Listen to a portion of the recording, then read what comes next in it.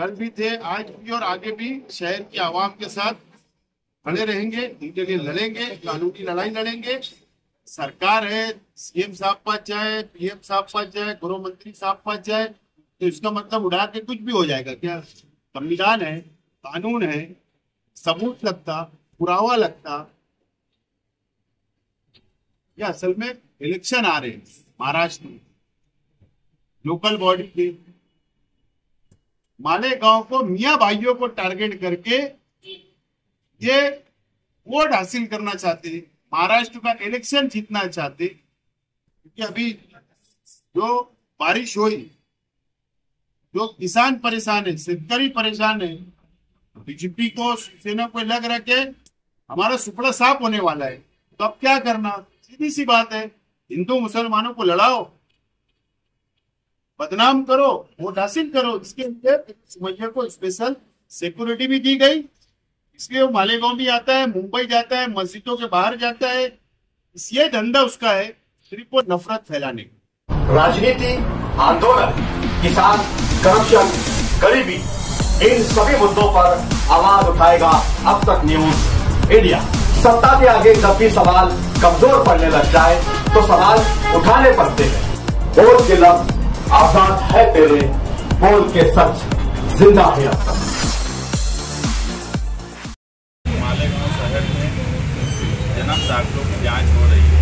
किरीट सोमैया के बोलने पर एसआईटी बनी, तकरीबन 10 महीने हो रहे हैं। एसआईटी अपनी रिपोर्ट नहीं देती, रिपोर्ट जाहिर नहीं होती, और किरीट सोमैया मालेगांव आकर बार बार नए घूमने और शहरियान को किस तरीके से तकलीफ हो। जन्म दाखिले की जो जाँच मिले, मुझे लगता है हिंदुस्तान में बड़े बड़े मामला नहीं हुए होंगे, इतनी जाँच नहीं हुई होंगी जितनी मालेगांव शहर में जन्म दाखिले को लेकर। एक आदमी कम से कम 5 से 7 मरतबा उसकी अलग अलग तरीके से जांच की गई। कभी एसआईटी में की गई, 4 FIR हुई, वहाँ की गई, पुलिस स्टेशन में, प्रभाग में की गई, कारपोरेशन में की गई। मतलब ये कि हर तरीके से जांच कर ली गई। इतनी जांच की गई कि इससे बड़ा हिंदुस्तानी कोई हो ही नहीं सकता। हम ऐसा मानते हैं कि इतनी जांच के बाद भी कोई सबूत सरकार के पास या पुलिस डिपार्टमेंट के पास नहीं मिला कि ये लोग मुगल हैं या ये लोग बांग्लादेशी है या रोहिंग्याई है। ऐसा सबूत नहीं इकट्ठा कर पाई। 10 महीने से पुलिस जो है, पुलिस को भी कलर का काम दे दिया गया, इतनी जांच की गई। और आज जो मालेगांव शहर में किरीट सोमैया आकर बोले कि 946 लोग जो नहीं मिल रहे हैं, जिनके जन्म दाखिले नहीं मिले हैं, उनको फरार घोषित किया जाए और NIA से जांच की जाए। इस तरीके से मालेगांव शहरियान को परेशान करने का काम किया जा रहा है, जब ये सही बात है कि एसआईटी ने 3400 लोगों की तकरीबन जांच कर चुकी है और सिर्फ उनके पेपर्स की जांच नहीं की। एसआईटी ऑफिस में इन लोगों को बुलाया गया और एक मरतबा नहीं, कई मरतबा बुलाया गया। उसके बाद FIR हुई, छावनी पुलिस स्टेशन और किला पुलिस स्टेशन, वहाँ पर इनको दोबारा बुलाया गया। सिर्फ वो बात यह है कि जिनके जन्म दाखिले जमा करने की बात है, वो तहसीलदार ने हेल्थ ऑफिसर को लेटर दिया कि ये सब दाखिले रद्द हो गए, इनके जन्म दाखिले जमा किए जाए।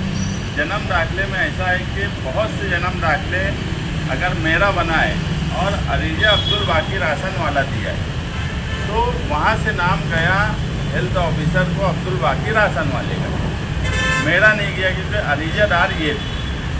तो इनके ऊपर ये आदमी मिला नहीं, जबकि इनका तालमेल आपस में तहसीलदार, एसआईटी और कारपोरेशन, इनका अगर आपस में तालमेल होता तो सीधी सी बात है कि वो जो लोग हैं एसआईटी में, तो सारे लोग आ चुके, वहाँ से उनके एड्रेस, फ़ोन नंबर सब निकाले जा सकते, मगर वो नहीं निकालते हुए सिर्फ बिला वजह का एक भ्रम पैदा करना और मालेगांव शहर के मुसलमानों को महाराष्ट्र के साथ साथ पूरे हिंदुस्तान में बदनाम करना, सिर्फ ये नियत के तहत किरीट सोमैया मालेगांव आता है और इस तरह के इल्ज़ाम लगाकर चले जाते हैं और उसके बाद लोगों को तकलीफ होती है। माइनॉरिटी डिफेंस कमेटी अव्वल दिन से आम लोगों को तकलीफ ना हो इसकी कोशिश करती रही और आप सब लोगों ने देखा कि इस इसका कहीं ना कहीं रिजल्ट आया कि जिस तरीके से प्रेशर डाला गया, जिस तरीके से सरकार इसमें इन्वॉल्व है, उसके बाद भी हमने यही कोशिश की कि लोग ज़्यादा जेल में ना जाएं और इंक्वायरी का सामना करें। और हमने हमारी ऑफिस से, बाजू में इस्लाम पार्टी की ऑफिस से हमने पेपर जांच करके SIT तक भेजे और यही वजह है कि आज हज़ारों लोग की नौबत जेल में जाने की थी, वो नहीं आई। लेकिन इस तरीके से मालेगांव शहर को जो बदनाम किया जा रहा है, तो हमारी मांग सीधी यही है माइनॉरिटी डिफेंस कमेटी की, SIT ने अपनी रिपोर्ट जाहिर करना। और दूसरी बात, जन्म दाखिला जो रद्द किया गया, एक भी जन्म दाखिला ये बोलकर रद्द नहीं किया गया कि ये जन्म दाखिले में ये गलत तरीके से बनाया गया, ये इसके अंदर ये पेपर गलत दिए गए इसलिए जन्म दाखिला रद्द किया जाता है। ऐसा एक भी जन्म दाखिला नहीं है। जन्म दाखिला रद्द करने की सिर्फ एक वजह बताई गई कि नायब तहसीलदार को पावर नहीं था और उसने जन्म दाखिला दिया है, इसलिए जन्म दाखिला रद्द हुआ। तो इसका दूसरा मतलब ये है कि गलती उनकी ऑफिस की है, जिसकी सज़ा मालेगांव शहर को मिल रही है। और ये बोला जा रहा है कि यार जन्म दाखिला बोगस बना, कोई आज तक जन्म दाखिला बनाने वाले जो लोग हैं वो दोबारा एप्लीकेशन नहीं दिए। इस तरीके की जो बात बोल रहे हैं, तो एक भी पेपर इन्होंने ये नहीं साबित कर पाए कि ये जन्म दाखिले में आधार बोगस लगा है या राशन कार्ड बोगस लगा है। सिर्फ जन्म दाखिला रद्द होने की एक ही वजह है, नायब तहसीलदार का बनाया हुआ। इसलिए ये सारे इल्ज़ाम लगाना ये बेबुनियाद इल्ज़ाम है। और SIT से भी हमारी यही गुजारिश है कि वो जल्द से जल्द SIT की रिपोर्ट सरकार को पेश करे।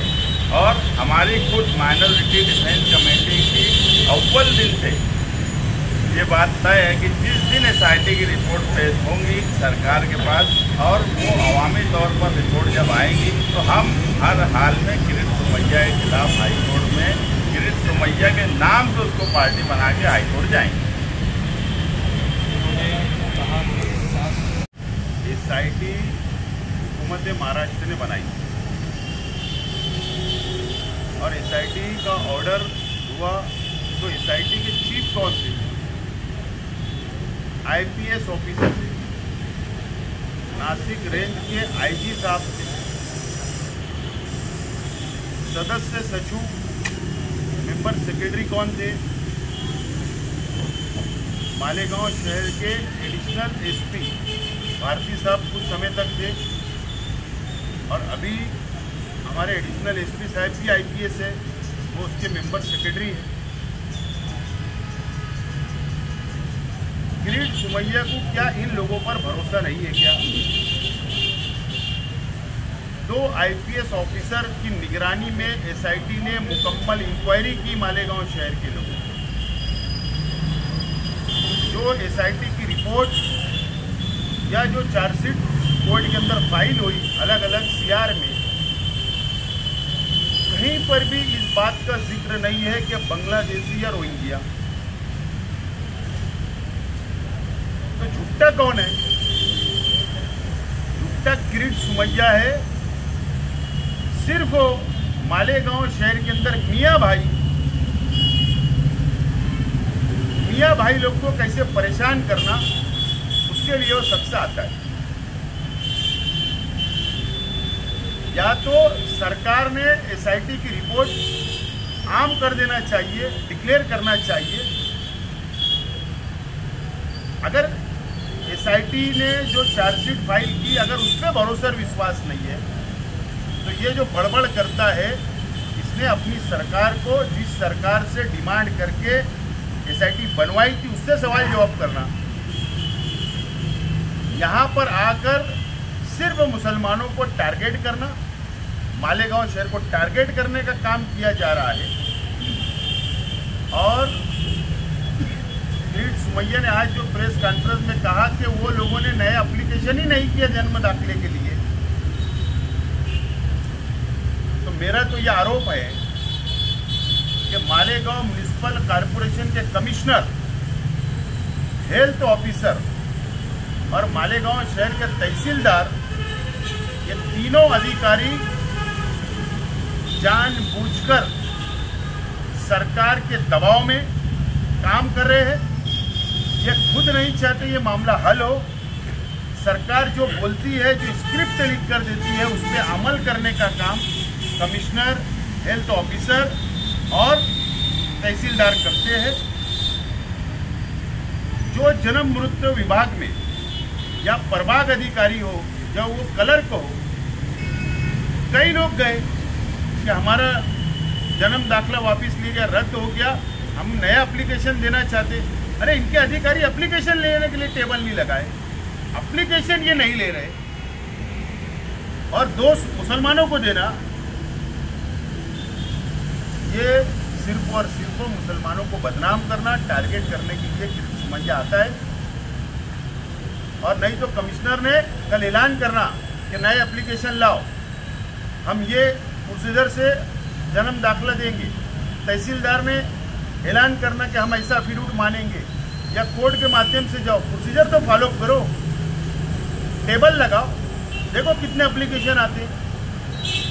अरे काम प्रशासन नहीं करेगा और इल्जाम हमारे पे दिया जाएगा, ये शहर बर्दाश्त करेगा नहीं। हमको भी संविधान ने झंडा और डंडा दोनों दिया है, हम बर्दाश्त कर रहे तो इसका मतलब ये नहीं है कि हम कुछ नहीं कर सकते। तो अब हमारा इम्तिहान लेना बंद करना चाहिए। एसआईटी की रिपोर्ट डिक्लेयर करो, एकदम साफ तौर पर हमारा बोलना है। और मैं मालेगांव शहर की आवाम से, जिन लोगों को नोटिसें मिली, जिन लोगों ने जवाब दिया, जिन लोगों के जन्म दाखले जमा किए गए, मैं उनसे अपील करता हूं कि डरने की जरूरत नहीं।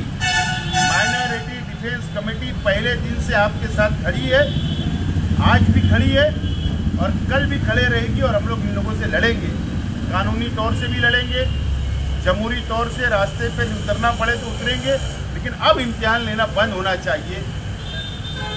और कमिश्नर, हेल्थ ऑफिसर और तहसीलदार ने ज्वाइंट प्रेस कॉन्फ्रेंस में लेना चाहिए, बताना चाहिए आवाम को।